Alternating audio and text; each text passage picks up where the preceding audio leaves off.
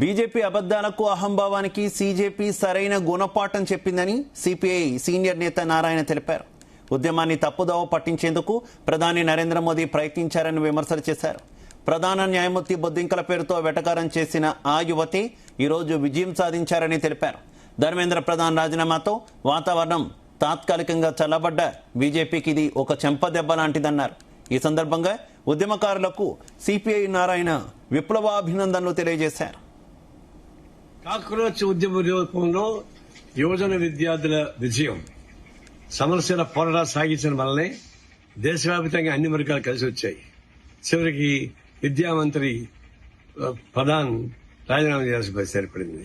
అది ముందే చేసి ఉండొచ్చు. ఎందుకంటే దాదాపు 23 లక్షల మంది విద్యార్థులు ఇబ్బంది పడ్డారు. దాదాపు ఒక 7 కోట్ల మంది దాకా ఈ లీకేజ్ వల్ల విద్యార్థులు చాలా ఇబ్బంది పడిపోయారు. ఇన్ని జరుగుతున్నప్పుడు విద్యామంత్రి రాజీనామా చేయమని కోరితే దానికి వాళ్ళు రకరకాలుగా మాట్లాడారు, ఎగతాళి చేశారు. మరి చీఫ్ జస్టిస్ అయితే ఇది కాక్రోచ్ల ఉద్యమం అని చెప్పారు. ఇవన్నీ ఎగతాళి చేసి రెచ్చగొట్టవలసిన ఫలితం ఏంటంటే ఉద్యమం లేచింది పైకి, పక్క బ్యాంకాలు పెట్టాలని ప్రయత్నించారు. ప్రైమ్ మినిస్టరే అబద్దాలు ఆడాడు. ఇది ఆ విజయం ఏంటంటే అబద్దాలకి, అవకాశవాదానికి చెంపదెబ్బ. అబద్దాలు చెప్పిన వాడు ఓడిపోయారు, ప్రధానమంత్రి లాంటి వాడు. ఎగతాళి చేసినటువంటి సీజే ఓడిపోయాడు. ఈ ఉద్యమాన్ని ఎటకారం చేసినందుకు నిజాయితీ పోరాటం సాగించిన ఉద్యమం నిలబడింది. అభినందన తెలియజేస్తాను.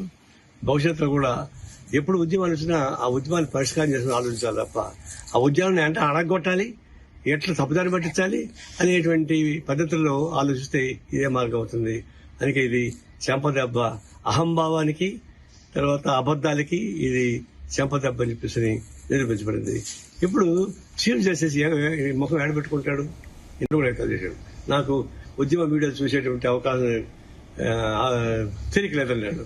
అంటే బ్లూ ఫిల్మ్ చూస్తాడా, ఇది చేయడా అంటే ఇదే చీఫ్ జస్టిస్.